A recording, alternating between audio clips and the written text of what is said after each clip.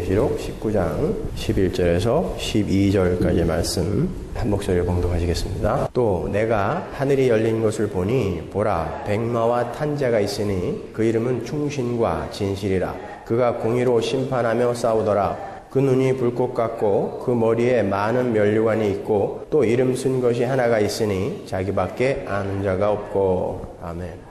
우린 계속해서 요한계시록 19장을 공부하고 있습니다. 이제 얼마 안 남았죠? 22장이면 끝이니까요. 그렇게 되면 여러분은 또 익사이팅한 창세기를 공부하시게 될 거예요. 요한계시록이 끝나면 바로 책으로 출판을 할 예정입니다. 이 요한계시록 19장은 천상의 찬송과 또 어린 양의 혼인잔치 그리고 11절 이하의 최후의 심판으로 이렇게 나누어지죠. 이 19장은 최종적인 역사의 종말과 혼인잔치로 비유되는 언약의 완성을 그리고 있는 부분인 거예요. 우리는 오늘 11절 12절을 중심으로 그 확실한 언약의 완성 지점을 향해 가고 있는 성도들이 이 땅에서 마땅히 해야 할 일이 무엇인가에 대해서 살펴보도록 하겠습니다. 우리가 이 요한계시록을 공부하면서 절대 놓치지 말아야 할 것은 하나님의 언약은 반드시 성취될 것이며 이 우주의 역사는 그 언약의 성취를 향해서 지금 한 방향으로 움직이고 있다는 거예요. 여러분 이걸 놓치시면 안 돼요. 이게 요한계시록 전체의 기록 목적이에요. 그래서 우리는 그것을 들으면서 맞아, 확실히 그렇게 될 거야. 그러니까 오늘을 이겨내자, 잘 참자, 이렇게 위로와 격려와 힘을 받는 거죠. 우리의 이 제한된 시각으로 볼 때 지금 우주는 거대한 코스믹 스트러글에 처해져 있는 것처럼 보일 수가 있어요. 그죠? 그렇지만 이 모든 것들은 새하늘과 새 땅에서 창세전에 택하신 자신의 자녀들과 영원히 사시고자 하는 우리 주님의 그 작정과 예정과 섭리 속에서 움직여지고 있는 거예요. 한 목표 지점을 향해. 지금 우연에 의해서 이 역사가 움직여지고 있는 것이 아니라 우주가 우연에 의해서 움직여지고 있는 것이 아니라 이 모든 것들은 지금 한 목표 지점을 향해서 이렇게 수렴되어지고 있는 것입니다, 여러분. 그 하나님의 목표를 위해 하나님은 우주를 창조하셨고 지금 우주를 경륜해 가고 계세요. 여러분이 우주를 공부해 보시면 잘 아시겠지만 이 우주는 마치 거대한 생물체처럼 서로 유기적으로 묶여 있다는 것을 여러분이 아실 거예요. 질량과 거리, 만류인력 이런 여러 가지 역학관계에 의해서 이 우주는 서로 의존적으로 존재하고 있어요. 마치 하나의 몸처럼. 여러분 태양이 지금의 자리에서 1m라도 움직이면 이 우주를 붙들고 있는 균형, 이 역학관계가 완전히 무너져 버리는 거 아세요? 만약에 행성이 하나라도 그 궤도를 이탈해버리면 전체 우주가 균형을 잃고 혼란으로 빠지게 되는 거예요. 마치 몸처럼 어떤 하나가 빠져버리면 이게 불완전해지는 것처럼 그렇게 된단 말이에요. 태양은 지금 그 자리에 그 질량으로 그 거리에서 존재해야 돼요. 그리고 그 태양 주위를 도는 행성들도 정확한 거리를 정확한 각도에 의해서 돌아야만 이 우주는 치밀한 질서 속에서 움직일 수 있는 거예요. 그렇게 마치 살아있는 것처럼 섬세하고 치밀한 역학관계에 의해서 마치 누군가가 이렇게 움직이고 있는 것 같은 그렇게 움직여지고 있는 우주는 하나님의 자녀들이 살고 있는 이 지구를 보호하고 유지하기 위해 그렇게 유기체처럼 하나가 되어 움직이고 있다는 것이 우리를 더 흥분케 하는 거예요. 이 어마어마한 우주, 별들이 이 지구를 중심으로 이 지구를 유지케 하기 위해서 지금 존재하고 있고 돌아가고 있고 운동하고 있다는 거예요, 여러분. 하나님의 백성들인 우리가 살고 있는 이 지구가 자전과 공전을 하면서 따뜻한 태양의 빛과 또 서늘한 그늘을 적절한 시간 동안 골고루 받아서 한 곳에 너무 오래 쬐면 안 되거든요. 그러니까 골고루 받아서 생육하고 번성할 수 있도록 존재할 수 있도록 하나님은 그 거대한 우주를 인력으로 거리로 질량으로 수많은 역학관계로 지금 붙들고 있는 거예요. 이 역사 속에 오가는 수많은 사람들이 하나님의 백성들을 위해 엑스트라로 존재하는 것처럼 이 어마어마한 우주가 그 하나님의 백성들을 품고 있는 지구의 생존을 위해 지금 돌아가고 있다는 것입니다. 뿐만 아니라 우리가 살고 있는 이 지구도 하나님의 백성들이 존재할 수 있도록 마치 성실하고 훌륭한 기술자가 24시간 지키며 조종하는 것처럼 그런 움직이는 기계처럼 인간들의 생존을 위해 이 지구도 열심히 움직이고 있어요. 이 지구는 48km의 지표면과 또 3200km의 멘틀 그리고 외부 코어와 내부 코어로 이렇게 네 부분으로 구성이 되어 있어요. 내부 코어는 가장 안에 있는 핵 같은 내부 코어는 아주 단단한 금속인데 그 주위를 둘러싸고 있는 외부 코어는 아주 수천 도가 넘는 액체예요. 이 외부 코어가 아주 엄청난 속도로 지금 회전하고 있는 걸 아세요? 그 회전 속에서 자기장이 발생합니다, 여러분. 아시죠? 급한 회전 속에서 자기장이 발생하는 거. 그 자기장이 지구를 지금 이렇게 둘러싸고 있어요. 그 자기장에 의해서 태양풍과 우주로부터 오는 방사능이 막혀지고 있어요. 만약에 이 외부 코어가 잠깐 회전하는 걸 쉬면 이 지구는 금방 숯덩이가 돼버린다고요. 태양풍을 막을 수가 없어요. 그러니까 여러분은 지구한테 감사하셔야 돼요. 이 지구가 자전을 잠깐 멈춘다거나 공전을 잠깐 멈추면 우리는 큰일 나는 거예요. 뿐만 아니라 그 외부 코어가 회전만 멈춰도 우리는 큰일 나는 거예요. 그 자기장에 의해서 철새들이 그 수백 킬로, 수천 킬로가 되는 거리를 날아가는 거예요. 머리 나쁜 사람을 여러분 새대가리라고 그러죠? 새는 머리가 나빠요. 근데 어떻게 그 길을 기억하고 거기까지 갑니까? 새 머리에는 철이 들어있어요. 그래서 그 자기에 의해서 마치 자석이 끌려가듯 끌려가는 것입니다, 여러분. 새가 머리가 좋아서 그거 기억하는 거 아니에요. 이렇게 지구는 우리의 생존을 위해서 열심히 일을 하고 있어요. 마치 살아서 움직이는 생물체처럼 한치의 실수도 없이 열심히 일을 하며 우리 인간들을 보호하고 있어요. 그럼에도 이 모든 것들이 그냥 빅뱅에 의해서 우연히 창조되었고 그냥 우연에 의해서 역사는 움직여지는 것이다 라고 믿고 있는 사람들의 그 믿음이 저는 더 신기해요. 이게 어떻게 우연일 수가 있습니까, 여러분? 뭔가에 의해서 철저한 계획과 목적 속에서 완벽한 설계도에 의해서 지금 이 우주와 지구는 창조되었고 움직여지고 있는 것입니다. 그 창조자가 바로 하나님인 것입니다. 하나님은 지금 어떤 목적을 위해 이 우주를 창조하셨고 그 목적이 완성될 때까지 열심히 그 우주를 운행하며 붙들고 계신 거예요. 그 목적이 완성되기 위해서는 인간들이 살아있어야 되기 때문에 이유는 단 하나예요. 우주가 지금 존재하는 이유는 우리 하나님의 백성들이 어떤 기간 동안 지금 살아있어야 되기 때문에 하나님은 이 우주를 붙들고 계시는 거예요. 우리 인간의 생존을 위해 그렇게 우주는 바쁘게 움직이고 있는 것입니다. 이 온 우주에 그렇게 하나님의 손길이 섭리로 다 작용하고 있는 거예요. 하나님이 어떤 곳에서 섭리를 딱 놔버리시면 그 프라비던스가 사라져버리면 큰일 나는 거예요. 그때 끝나는 거예요. 와르르 무너져 버리는 거예요. 그래서 에베소서에서 우리가 공부한 에베소서에서 하나님을 만물의 충만이다 그러는 거예요. 하나님이 충만하게 꽉 다 붙들고 계시는 것입니다.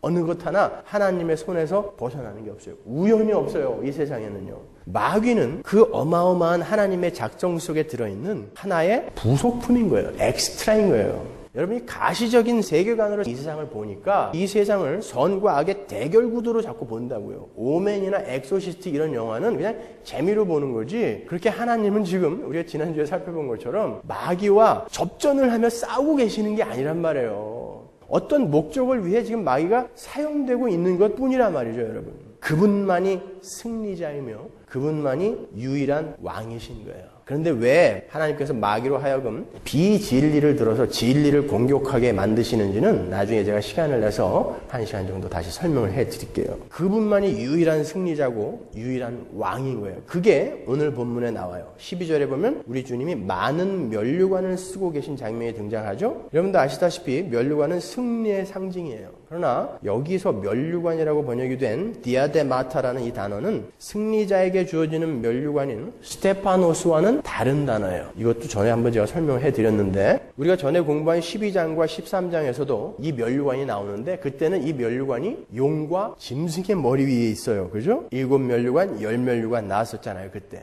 근데 오늘 본문에서 우리 주님은 7개, 10개 하는 비교할 수도 없는 많은 면류관을 쓰고 계시다 그런단 말이죠. 성경은 이런 단어 하나에도 아주 깊은 뜻이 있는 거예요. 축자 영감설이라고 아시죠, 여러분? 어떤 단어 하나도 그냥 쓰인 것이 없단 말이죠. 성령에 의해서 선택되어지고 쓰여진 단어란 말이에요. 여기서 많은이라고 번역이 된 플루스라는 단어는 어떤 것과 비교를 해서 그것과는 비교할 수도 없는 엄청난 양을 가리킬 때 쓰는 단어거든요. 그러니까 우리 주님은 잠시 승리자처럼 세상 권세를 쥐고 있는 세상 왕과는 비교도 할 수 없는 진짜 만왕의 왕이라는 것을 나타내기 위해 그런 단어를 쓴 거예요. 플로스라는 단어를. 이 가시적인 세상의 관점으로 볼 때 세상 왕이 잠시 승리하는 것처럼 보이기도 하지만 그건 진짜 승리가 아니다라는 거예요. 진짜 승리는 그 승리해 주는 오직 우리 주님뿐이다 라는 것을 그 단어로 보여주는 거죠. 바로 그 이야기를 그분이 이미 승리하셨으며 지금 승리를 하고 계시고 언젠가 완전한 가시적인 승리를 이끌어내실 것이라는 것을 그 많은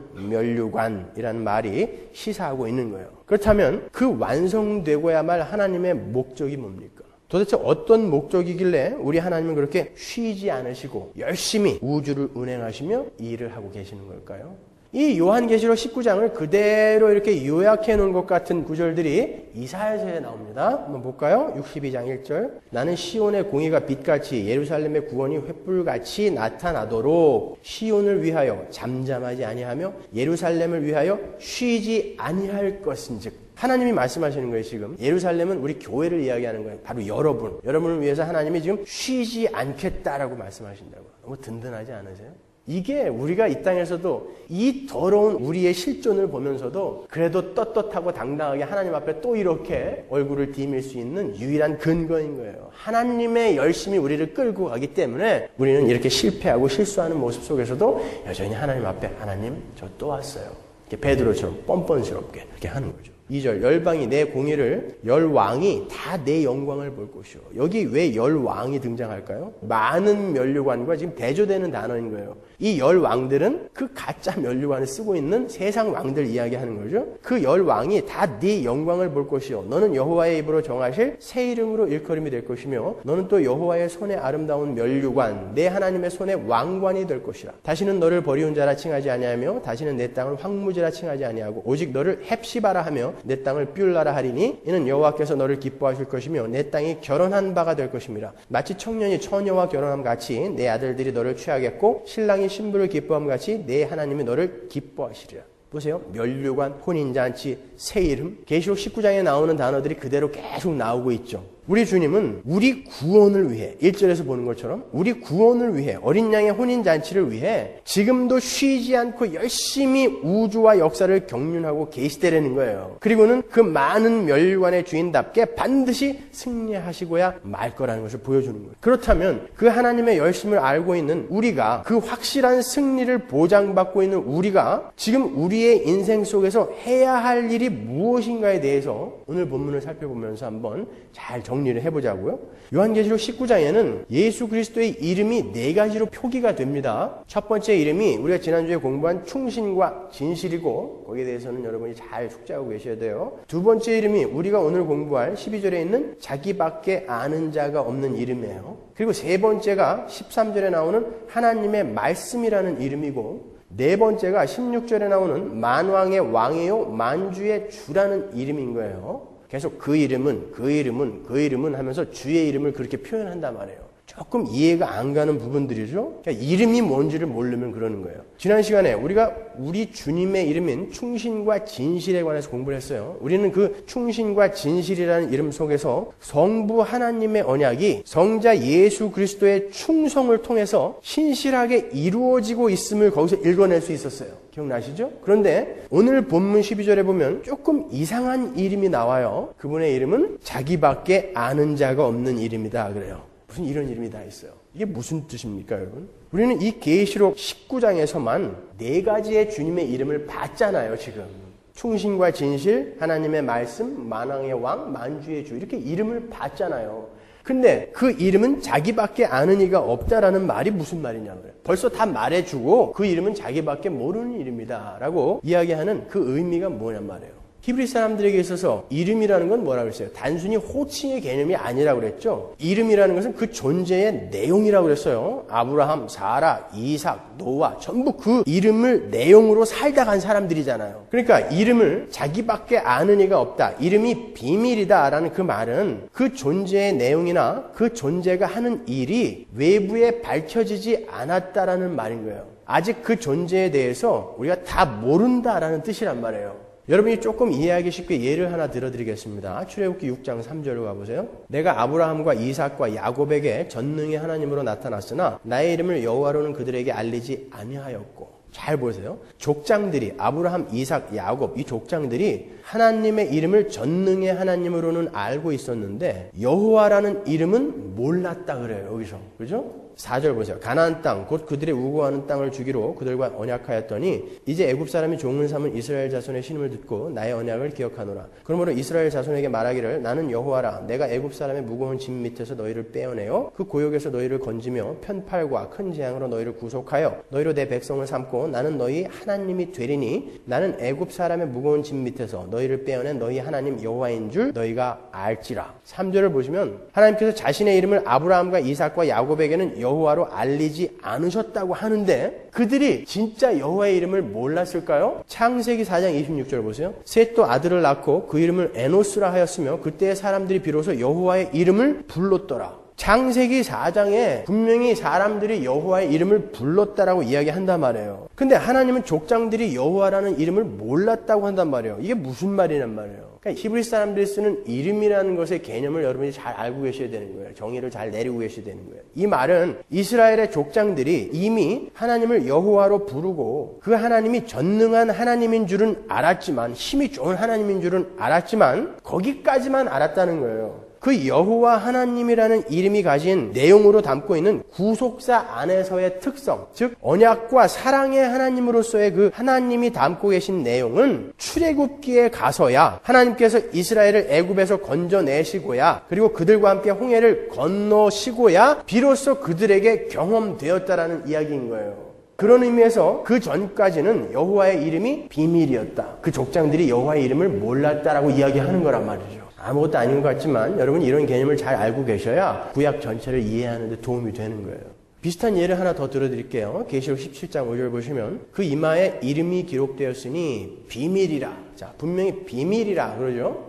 그래놓고 이름을 알려줍니다. 큰 바벨론이라 땅의 음녀들과 가증한 것들의 어미라 하였더니 많은 무리에 앉은 그 음녀의 이름이 비밀이다 그래놓고 그 비밀이 뭔지를 이야기해줘요. 이름을 이야기해준단 말이에요. 뭐라고? 큰 바벨론이고 땅의 음녀들과 가증한 것들의 어미다라고 이야기해준단 말이에요. 그러니까 이름이 비밀이라는 것은 그 이름을 모른다라는 것이 아니라 그 이름이 담고 있는 그 존재의 내용을 그 존재의 사역을 우리가 모른다라는 뜻이란 말이에요. 그런데 우리가 살펴본 것처럼 요한계시록 19장에만도 이미 주님의 여러 가지 이름이 밝혀져 있어요. 충신과 진실, 하나님의 말씀, 만왕의 왕, 만주의 주. 그러면 그 이름들이 뭐라는 거예요? 예수 그리스도가 담고 있는 내용이라는 거예요. 예수 그리스도는 하나님의 말씀이며 충신이며 진실이며 만왕의 왕이며 만주의 주다라는 것이 바로 그 이름이 담고 있는 내용이라는 거예요. 그런데 그 중에 아직 비밀인 이름이 있다라는 건 우리는 절대 우리 주님을 다 알 수 없다는 것을 말해주는 거예요. 그 말은 이 우주의 역사와 종말은 우리의 손에 의해서 좌지우지되는 것이 아니라 우리는 감히 상상하거나 추측할 수도 없는 하나님의 소관이라는 것을 보여주는 거예요. 여러분 이 우주의 역사는 엿장수 마음대로입니다. 엿장수가 하루에 가위질을 몇 번 합니까? 몰라요. 엿장수 마음대로예요. 우주의 역사는 우리의 소원이나 우리의 기대나 우리의 열정을 가지고 뒤틀 수 있는 게 아니에요. 그러니까 여러분이 보좌를 흔드는 기도라는 말은 아주 무지한 말인 거예요. 우리가 하나님의 보좌를 흔들 수 있다면 그분은 이미 하나님이 아닌 거예요. 아무 계획도 없이 나같이 이렇게 IQ 150밖에 안 되는 이런 인간의 말을 듣고 하나님이 이리로 갔다 저리로 갔다 하신다면 그러면 그게 무슨 하나님이냐고요. 나중에 그러면 어떤 사람이 또 보좌를 흔들어서 저 지옥에 있는 사람 천국으로 보내주고 천국에 있는 사람 지옥에다 다시 넣어주세요. 그러면 이것도 흔들리면 어떡할 거예요? 하나님은 흔들리지 않아요. 하나님의 목표와 계획대로 끌고 가시는 거예요. 쉽게 말해서 예수 그리스도의 이름 중에 자기밖에 아는 이가 없고라는 이름이 있다는 건 주님이 경륜해 가시는 역사의 불가할성과 은혜의 우발성을 이야기하는 거예요. 더 어려워졌어요? 그러니까 너희들은 건방지게 추측하거나 상상하거나 보좌를 흔들 생각하지 말고 애시당초 항복하고 순종하라, 충성하라라는 그런 충고의 메시지가 들어있는 거예요. 그 단어 하나에. 우리는 너무 건방져요. 여러분, 우리는 우리의 이 짤막한 이성으로 마치 하나님을 다 이해한 사람처럼 행동할 때가 너무 많아요. 소설이나 만화나 무슨 영화에 나오는 그런 인간과 비교해서 다른 거라고는 힘만 더 센 그런 하나님을 그려놓고 이게 하나님이야 라고 이야기하는 사람들이 얼마나 많은지 몰라요. 우린 너무 하나님을 몰라요. 그러니까 우리는 하나님을 두려워하지 않는 거예요. 그분이 누구인지를 모르니까 이렇게 겁이 없어진 거예요, 이 세상이. 그리고 그분에 대해서 너무 모르니까 그분이 바라시는 그 죄에 대한 분노가 어떤 것인지를 우리가 모르는 거예요. 이 세상이 오늘날. 그러니까 지들 마음대로 사는 거예요. 이렇게. 하나님을 안다고 하면서도, 예수를 믿는다고 하면서도 새빨간 거짓말이에요. 아무리 성경을 많이 알고 여러분이 어디 가서 설교를 하고 전도를 하고 선교를 하고 아무리 무슨 봉사를 하고 집을 팔아서 11조 내고 어떤 일을 해도 그건 아무것도 아니에요. 하나님을 아셔야 되는 거예요. 그거 모르면 여러분이 이 땅에서 무엇을 어떤 일을 해도 여러분은 못 들어가요. 하나님은 비밀이라는 이름을 갖고 계신 분이에요. 우리가 우리의 이성으로는 미처 이해할 수 없는 엄청난 존재이며 그러한 분이 쏟아놓으시는 이 역사의 내용도 우리는 다 이해할 수 없는 나약한 존재일 뿐이에요.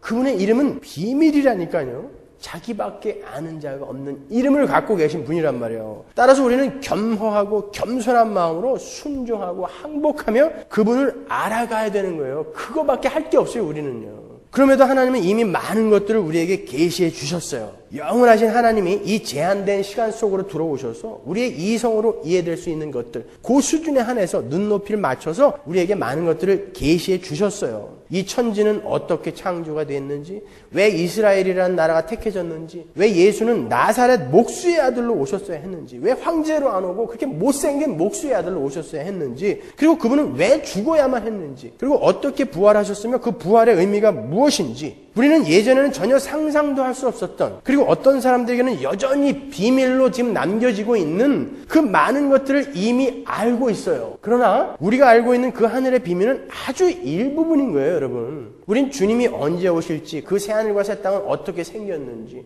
우리는 그곳에서 무엇을 하며 살게 될 것인지 전혀 알지 못해요. 현대 신학이 지금 내놓고 있는 것들은 그들의 추측이에요. 성경이 이야기하고 있지 않은 거, 그리고 어떤 사람이 체험하고 경험했다라고 하는 것은 우리가 믿을 수 없는 것입니다, 여러분. 몰라요, 우리는. 막연히 추측만 하는 거죠. 뿐만 아니라 우리는 여전히 이해할 수 없는 것들이 너무나 많이 산적해 있는 이 역사 속에서 살고 있어요. 하나님은 우리의 소원이나 기대나 욕망과 전혀 상관없이 하나님의 계획에 따라 하나님의 목표를 향해 하나님의 방법으로 달리고 계시기 때문에 우리는 이 가시적인 역사조차도 예견할 수 없는 거예요.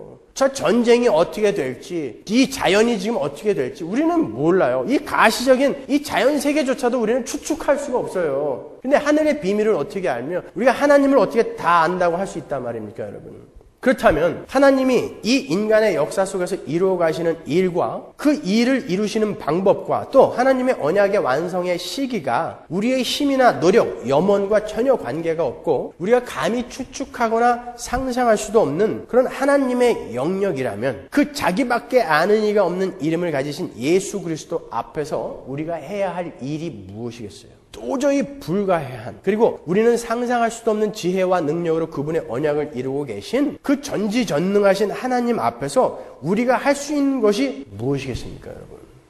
항복이에요. 하나님은 지금 우리에게 항복을 받고 싶으십니다. 여러분을 그래서 살려두시는 거예요. 여러분이 이 땅에 존재하는 한 우주가 그래서 존재하는 것이고요.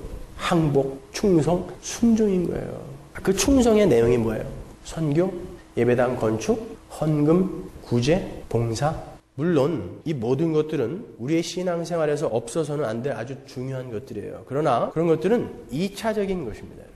1차적으로 우리가 해야 할 일이 있어요. 그 2차적인 것들은 이 1차적인 것의 결과로 주어지는 거예요. 우리가 1차적으로 먼저 해야 할 거, 그리스도인들의 프라이어티를 예수님이 성경에서 명확하게 제시해주고 계시잖아요. 너희가 해야 할 일, 하나님의 일은 주 너의 하나님과 그분이 보내신 그분의 아들을 믿는 거다. 그리고 너희의 그 믿음이 너희를 하나님과 내 이웃을 네 몸처럼 사랑하는 자로 성숙시켜 갈 거야. 그러니까 나를 알아라, 힘써 나를 알아라. 믿음, 성숙, 하나님에 관한 지식.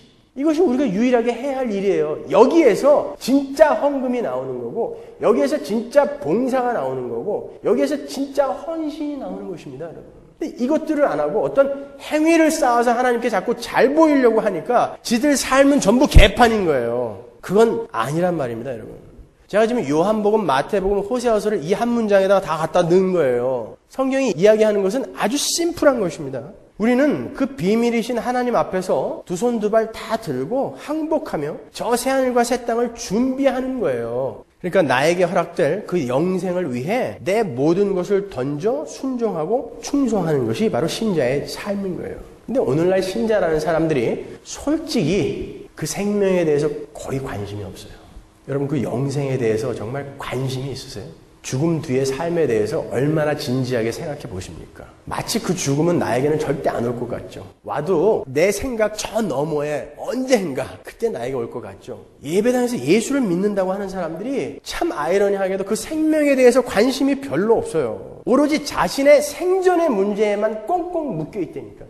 잘 구별하셔야 돼요. 여러분 기독교는 생명을 주시는 예수 그리스도를 믿는 거지 여러분의 생존이나 생계에 도움을 주는 종교가 아닌 거예요. 그건 무당 종교라고 하는 것입니다. 예수님은 여러분의 생존의 문제에 도움을 주시는 분으로 이 땅에 오셔서 목숨을 끊으신 게 아니란 말이에요.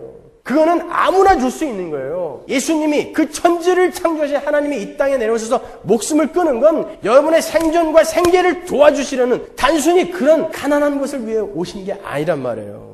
그래도 생존의 문제가 중요하지 않습니까? 어차피 살아있는데. 맞아요. 중요하죠. 그러나 그 생존의 문제는 여러분이 하나님이 주시는 그 생명, 영생을 얻기 위해 필요한 시간 동안 살아있어야 되기 때문에 하나님께서 허락하시는 환경일 뿐이지 그 생존의 문제가 여러분의 인생의 목표가 되어서는 안 되는 거예요. 주님은 분명 너희가 하나님과 재물을 겸하여 못 섬긴다 그랬단 말이에요. 너희가 너희의 생존에 집중을 하게 되면 생명의 문제에 집중을 할 수 없다라는 것을 이야기하는 거예요, 여러분.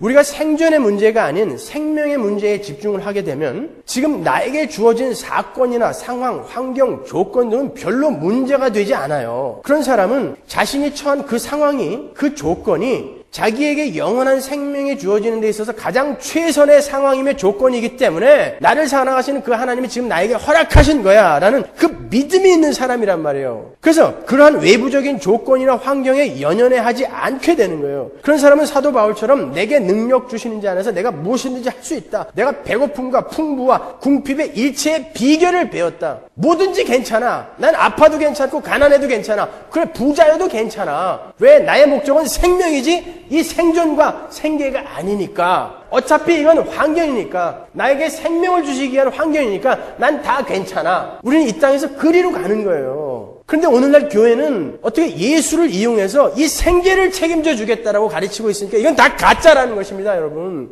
이 사람들 전부 지옥 가는 거예요. 절대 이 생계에 관심을 두고 있는 사람은 생명에 관심을 둘 수가 없어요. 너무 바빠서. 그러니까 저는 이걸 자꾸 깨는 거예요, 지금요. 망해도 괜찮아요. 하나님의 저주받은 거 아니에요. 아파도 괜찮아요. 강도당하는 거 괜찮아요, 여러분. 그리스도인들에게는 그런 일이 안 일어나야 된다. 이건 새빨간 거짓말이에요. 다 겪어야 돼요. 겪으면서 그 안에서 나는 그럼에도 불구하고 나는 생명을 향해 갈 거야 라는 그 항복을 받아내고 싶은 게 하나님의 의도이지 모든 문제 내가 다 해결해 줄게. 이거 아니라니까요.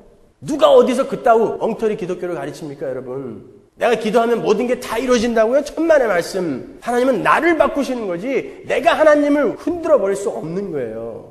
어저께 신문 보니까 어떤 한인 사업가가 비벌리 힐즈에다가 4천만 불짜리 대저택을 현찰 주고 샀다고 그러는데 여러분 부러우십니까? 조금 부럽더라고요. 아니에요. 그건 우리가 자랑할 목록이 아니에요. 생각해보세요. 우리가 진짜 그 천국을 믿고 있다면 그 4천만 불짜리 대저택을 다 팔아도 천국에 있는 우리 집 계단에 타일 하나도 안 돼요. 그게 믿겨지는 사람이면 그걸 부러워하지 않는 것입니다. 그리고 다른 사람 앞에서 꿀리지도 않는 거예요. 가난하면 어떠고 못 빼면 어떠고 못생기면 어때요? 살 좀 찌면 어때요? 죄송합니다. 살찐 사람들 시험 들지 마세요. 그게 나쁘다는 게 아니에요. 하나님은 우리를 이 환경 저 환경에다 던지셔서 지금 똑같은 생명으로 끌고 가시는 거예요. 육신에 입고 있기 때문에 잠깐 부러울 수 있지만 다시 정신 차리면 아니라는 거 허허 웃을 수 있어요. 거기서 조바심 안 낼 수 있단 말이죠. 생존의 문제를 해결하기 위해 신앙생활을 하는 사람들은 특징이 항상 하나님과 거래를 하려고 시도한다고요. 내가 이만큼 헌신하고 내가 이만큼 헌금하고 내가 이만큼 봉사했으니까 나에게 이 땅에서 보상을 해 주십시오라는 거래 관계 속으로 하나님을 끌어내려버린다니까요. 우리는 피조물이에요. 하나님은 창조자시란 말이에요. 피조물은요, 조물주가 입어 그러면 입고 먹어 그러면 먹고 야 요때까지만 살아있어 그러면 그때까지만 살아있는 거예요. 우리는 그분이 그 비밀이라는 이름을 갖고 계신 그 하나님이 어떤 이유가 있으시니까 이런 상황을 허락하셨겠지 하고 그분이 주시는 모든 것에 만족하면서 순종하며 생명을 향해서만 따라가면 되는 거예요. 그게 바로 성도인 것입니다, 여러분. 쿠어바디스라는 영화 보셨어요? 거기 얼마나 많은 장군들이 나오며 로마의 귀족들이 나오며 네로 황제까지 나오죠. 마커스 비키니우스 이런 사람들. 그 중에 잠깐 사도 바울이 잠깐 등장하는데 기억나세요? 얼마나 초라해요. 그 장군들과 네로와 비교해서 그 바울이 얼마나 초라합니까? 대머리까지 까졌더라고요. 거기서 보니까. 그러나 그 역사의 주인공은 바로 그 사람이라니까요. 이 황제와 귀족 마커스 비키니우스는 전부 엑스트라인 거예요. 이 사람을 위한 엑스트라. 왜 그런 자존감이 없어요? 여러분이 주인공인 거예요, 여러분. 그 수많은 등장인물 중에 가장 만족해하는 사람이 누구이든가요? 바울밖에 없어요. 다른 사람들은 그 야망 때문에 전부 그냥 지지고 볶고 싸우기만 하잖아요. 바울만 편안해요. 그게 성도인 거예요, 여러분. 우리는 하나님이 우리에게 주시는 어떤 것, 그것 때문에 하나님을 기다리는 게 아니에요. 심지어 우리가 기다리는 것은 화려한 보석으로 꾸며진 그 천국도 아니에요. 여러분이 그 천국 때문에 지금 하나님이 나에게 그 천국을 주신다니까 나는 지금 하나님을 믿어드리는 거야. 이러고 있다면 여러분은 아직 복음을 모르는 거예요. 여러분은 하나님을 기다리는 거지 하나님이 주는 천국을 기다리는 게 아니란 말입니다, 여러분. 여러분이 그리는 천국의 상이 있을 거예요. 근데 만약에 천국에 갔는데 그거 아니면 어떻게 할 거예요? 내가 그리고 있는 어떤 천국 때문에 내가 지금 신앙생활을 하고 있다는 건 여전히 나 중심이라는 거란 말이죠. 그 사람은 언제든지 내가 원하는 걸 하나님이 안 주면 그 하나님을 떠날 수 있다는 이야기란 말입니다. 기독교인은, 그리스도인은 하나님이 나에게 아무것도 안 줘도 초가 삼간이라도 우리 찬송가는 부르잖아요. 초막이나 궁궐이나 하나님이 계신 곳이 그 어디나 하늘나라라고 찬송하지 않습니까? 하나님이 있는 곳, 나는 거기가 지옥이라도 쫓아갈 거야. 여기까지 도달하신 분이 바로 그리스도인인 것입니다. 천국은 우리가 주인이 되는 나라가 아니에요. 천국은 예수님의 나라예요. 이 타락한 인간들은 언제 어디서나 자기가 주인공이 되어야 되기 때문에 천국에서도 자기가 주인공일 거라고 착각한다고요. 천국은 예수님의 나라고 거기에 들어갈 수 있는 사람은 그 예수님을 사랑하는 사람을 들여보내는 거예요. 아시겠어요? 천국은 여러분의 나라가 아니라 예수님의 나라고 그 예수님을 사랑하는 사람만 들어갈 수 있는 곳이에요. 여러분이 이 땅에서 나는 왜 예수님을 사랑할 수밖에 없는가를 경험으로 체득하면서 종국에는 진짜 예수님을 사랑하는 자가 되어 천국으로 가는 거예요. 예수님을 사랑하는 자가 되어져 가는 것, 이것이 신앙생활인 것입니다. 근데 예수님을 사랑하는 자는 참 별로 못 봤어요. 그 천국은 사랑하고 예수님이 주는 어떤 반대급부는 아주 너무 좋아서 어쩔 줄 모르는데 그 예수님을 사랑하는 자가 별로 없더라는 것이죠. 정말 예수님을 사랑하게 된 사람들은 그 예수님을 만나는 것에 자신의 모든 것을 집중시켜요. 자기가 원하는 생존의 도구들을 얻어내기 위해서 예수님께 졸라대는 신앙이 아니라 예수님을 만나기 위해 자기의 모든 것을 내던지고 오직 그분께만 집중하게 되는 거예요. 여러분 마태복음 25장에 나오는 열 처녀의 비유를 아시죠? 우리 주님께서 천국은 등을 들고 신랑을 맞으러 간 열 처녀다 이렇게 천국을 소개하세요. 천국은 금대문, 보석기둥, 비단지붕으로 만들어진 그런 아름다운 곳이야 라고 이야기하지 않고 뜬금없이 천국은 등을 들고 신랑을 맞으러 간 열 처녀다 그런답니다. 그게 무슨 천국이야? 그게 무슨 천국이에요? 그 말은 천국은 어떤 공간적인 개념이 아니라는 거예요. 우리가 이 비유를 보면서 종종 오해하는 게 신랑을 기다리던 어리석은 다섯 처녀는 자다가 봉변을 당했고 슬기로운 다섯 처녀는 졸림에도 불구하고 눈을 부릅뜨고 깨어 있어서 혼인잔치에 참석할 수 있었다 이렇게 생각하시는데 마태복음 25장 5절 보시면 신랑이 더디 오므로 다 졸며 잘세.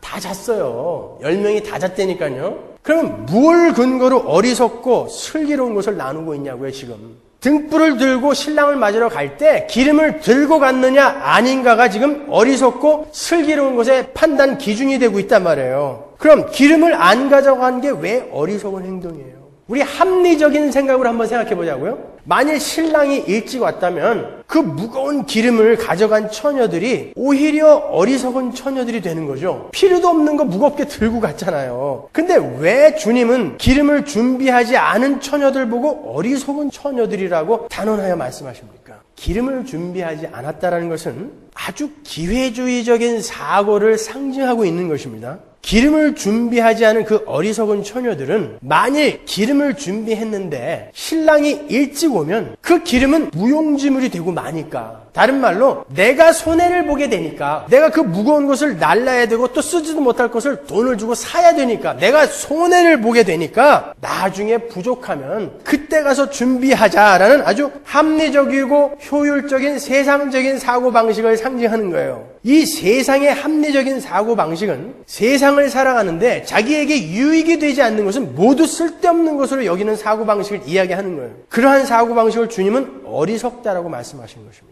여러분, 오늘날 왜 그리스도인이라고 자처하는 많은 사람들의 신앙생활이 이렇게 엉터리인 줄 아십니까? 왜 이렇게 소홀한지 아세요? 그것은 신자라고 하는 사람들이 예수님이 오신다는 소리를 듣긴 들었지만 언제 오실지 모르니까 그건 그때 가서 생각하고 지금은 나의 생존에 유익이 되는 현재 나에게 시급한 세상 일을 하는 것이 더 합리적인 것이다 라는 생각을 하고 있기 때문에 그런 거예요. 이게 기회주의적인 사고방식이라는 것입니다. 지금 내가 신앙생활을 열심히 한다고 해서 나에게 유익되는 게 뭐가 있어요? 솔직히 없죠. 거기다가 지금 우리의 생각에는 예수님은 나의 인생 동안에는 절대 안 오실 것 같죠. 뭐 아닌 것 같은 표정을 하고 계시지만 다 그렇게 믿고 있잖아요. 그러니까 내가 신앙생활을 열심히 해야 한다는 동기부여가 안 되는 거예요. 그러니까 지 맘대로 사는 거예요. 근데 내가 지금 세상 일을 열심히 하면 당장 나에게 유익이 와요. 세상 사람들에게는 사업, 공부, 여행, 오락, 음주, 가무, 거기에 반해 기도, 예배, 설교, 신자다운 삶, 이런 것들은 지금 나에게 어떤 유익을 안 갖다 줘요. 오히려 짐만 된다니까요. 그 처녀들에게 그 무거운 기름이 부담이 됐던 것처럼 오히려 나를 불편하게 만든다고요. 그 신앙적인 부담감이. 그러니까 자꾸 뒤로 미루는 거예요. 조금 있다 하지 뭐. 벌써부터 준비하는 건 나한테 손해야. 왜? 아직 때와 기한이 안 왔으니까. 이건 자기가 지금 때와 기한을 미루어 자기가 추측하고 있다라는 거예요. 그분은 비밀인데, 자기밖에 아는 이가 없는 이름을 갖고 계신 분인데 내가 지금 미루어 추측하고 있는 거예요. 안 오실 거야. 바로 이게 어리석은 다섯 처녀인 거예요. 그런 사람들은 천국 못 간다 그러는 거예요. 예수님 말씀하시는 거예요.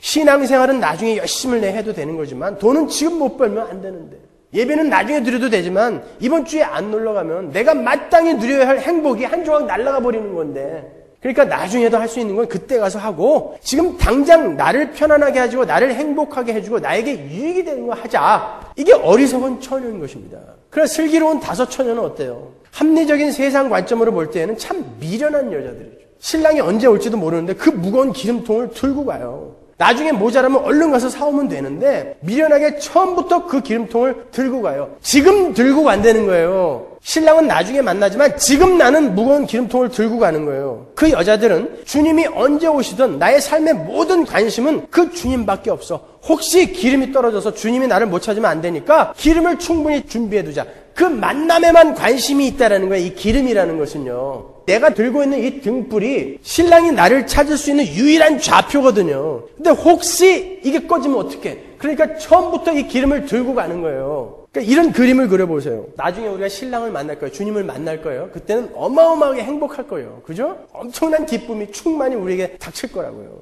그러나 내가 지금 그 주님을 만나는 그날을 지금 확신하며 기다리고 있다면 이 기다림은 이 만남에 지금 다 있는 것입니다. 이 기다림 속에 우리는 여기까지 가는 거예요. 그러니까 주님을 만났을 때 이 행복은 지금 이리로 이어지고 있는 거예요. 그래서 여러분이 오늘 진짜 주님을 기다리고 계시다면 여러분 기뻐해야 되는 것입니다.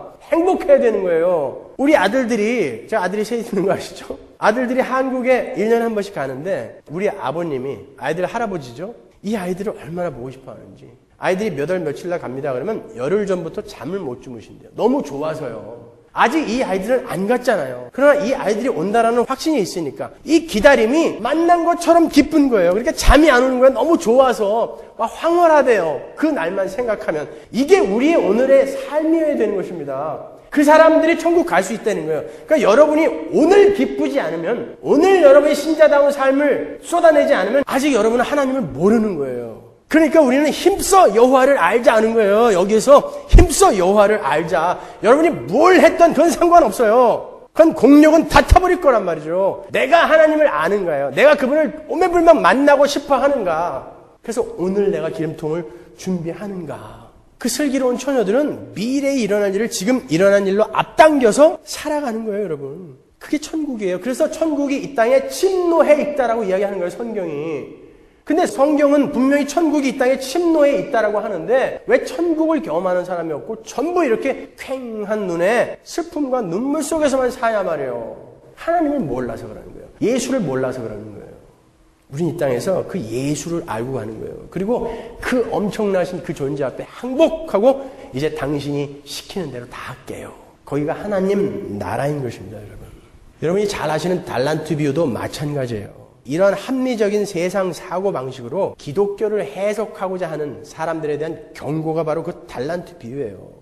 이 달란트 비유는 여러분이 아시는 것처럼 자기가 하나님께 받은 달란트를 갖고 열심히 교회에 헌신 봉사해서 주님께 칭찬받는 사람이 되자, 이거 아니에요. 이 달란트의 비유의 핵심은 사실 달란트의 비유란 말도 틀린 거예요. 그 비유의 핵심은 주인이 없다예요. 주인이 없다. 문화의 비유에서도 제가 말씀드렸죠. 주인이 없는 거예요. 그 내용을 보면 5달란트 받은 사람과 2달란트 받은 사람, 주인이 없을 때도 똑같이 열심히 일을 해서 이익을 남겼어요. 5달란트, 2달란트. 근데 1달란트 받은 사람은 그 달란트를 묻어두었다는 이야기잖아요. 그래서 그 1달란트 받은 종은 쫓겨났다. 이게 그 내용이잖아요. 여러분, 종들은 아무리 열심히 일을 해도 그 이익이 자기에게로 떨어지지 않는 사람들이 종이에요. 그럼에도 5달란트, 2달란트 받은 종들은 주인이 없음에도 불구하고, 그리고 자기에게 이익이 떨어지지 않을 것을 알면서도 주인이 있을 때처럼 열심히 일했다는 거에 초점이 있는 거예요. 근데 1달란트 받은 사람은 주인이 떠나자 주인의 일은 묻어두고 자기의 편안함과 유익을 위해 일을 했다는 거예요. 주인은 그 종들에게 돌아와서 주인이 없는데도 주인이 있는 것처럼 행동한 사람이 누구냐를 묻고 있는 거예요. 그게 그 비유의 핵심인 거예요. 주인이 없는데도 그 주인이 있는 것처럼 산 사람이 누구냐를 묻고 있는 거라니까요. 이 말은 주님이 아직 오시지 않으셨음에도 주님이 오신 것처럼 주님의 일을 내 일로 여기고 마치 주님이 내 곁에 계신 것처럼 열심히 주님의 말씀에 순종하며 사는 사람이 천국에 들어갈 자격이 있는 사람이라는 것을 보여주는 비유인 거예요. 우리가 위에서 살펴본 것처럼 열처녀의 비유에서도 신랑이 오시지 않았음에도 신랑이 오실 그때와 시를 알 수 없기 때문에 지금이라는 시간을 신랑이 오신 것처럼 준비하는 여자들이 신랑과 함께 혼인잔치에 참여하게 되는 자격을 받게 되는 것처럼 주님이 아직 오시지 않았지만 매일매일 주님이 계신 것처럼 주님의 뜻에 순종하며 사는 사람들이 바로 천국에 합당한 사람들이라고 주님께서 말씀하시는 거예요.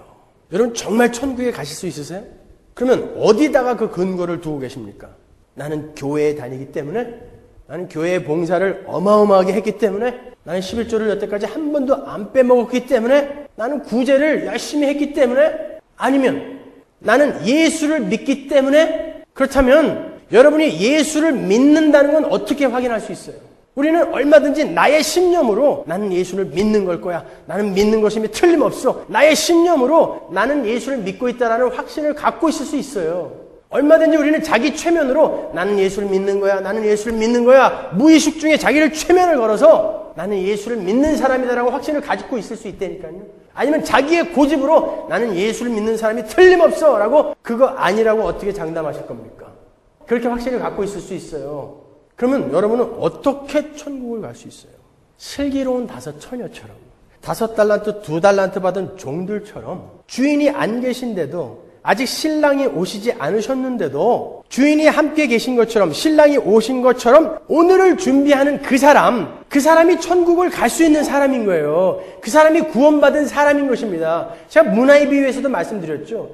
그 멀리 떠난 주인과 남아있는 종이 접촉점을 어떻게 가질 수 있다고 그랬어요? 주인은 지금 없는데 그 주인이 나에게 내린 명령에 순종하는 것으로 나는 그 주인의 다스림을, 통치를 받고 있는 자구나라는 것이 확인된다고 하지 않았습니까? 그러니까 여러분의 삶 속에서 지금 신랑이 오셨어, 주인이 오셨어, 그때처럼 여러분의 삶 속에 그 삶이 안 나오면 여러분은 지금 자기 최면 걸고 있는 거지 예수 믿는 게 아니라는 것입니다. 그러니까 더 알아야죠. 내 삶 속에서 그런 삶이 안 나올 때 하나님 앞에 무릎 꿇고 눈물을 흘려야죠. 하나님, 나는 왜 이렇게 신앙생활이 엉터리입니까? 라고 울어야죠. 사업 망한 걸로 울지 말고, 자식 새끼 어떻게 된 걸로 울지 말고, 내 신앙이 왜 이 모양이며 나는 왜 천국 가는 그 백성들처럼 그렇게 못 살고 있는가로 우셔야 되는 것입니다. 그게 다 하나님을 몰라서라면 하나님을 알게 해주세요. 성령을 정말 폭포수처럼 부어주세요. 그래서 내가 그 하나님을 알게 해주세요. 그래서 그 하나님을 오매불망 기다리는 이 땅에서 천국을 맛보며 천국을 경험하며 행복하게 살 수 있는 그러한 신자가 되게 해주세요라고 기도하셔야죠. 그 천국에서 사는 삶을 여러분이 오늘 맛봐야 되고 오늘 하셔야 되는 거예요. 실수해도 상관없어요. 여러분은 지난 시간에도 말씀드렸듯이 예수의 신앙생활에 미쳐버려야 되는 거예요. 신앙생활은 여러분이 그냥 교양활동하는 것처럼 피트니스 센터에 가는 것처럼 그렇게 그냥 한 번씩 와주는 거 아니에요. 신앙에 여러분은 미쳐버려야 되는 거예요. 그리고 신랑이신 예수, 나에게 5달란트를 맡기고 하신 그 예수가 진짜 내 안에 계심을 믿으시고 천국 백성답게 신랑을 만난 신부처럼 주인을 만난 종들처럼 그렇게 오늘을 준비하며 사는 거예요. 내가 그분을 아는가? 그리고 오늘 내가 그 천국을 준비하고 있는가? 오늘부터 뭐 하셔야 되는 거예요, 그럼? 오늘 여러분 그 천국을 준비하시고 오늘 여러분 그 천국을 사셔야 되는 거예요. 안 되면 꿇어 엎드려 기도하라 해요. 그래서 우리 삶에 기도가 필요한 것입니다.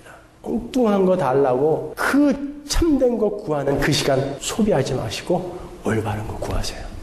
기도하겠습니다.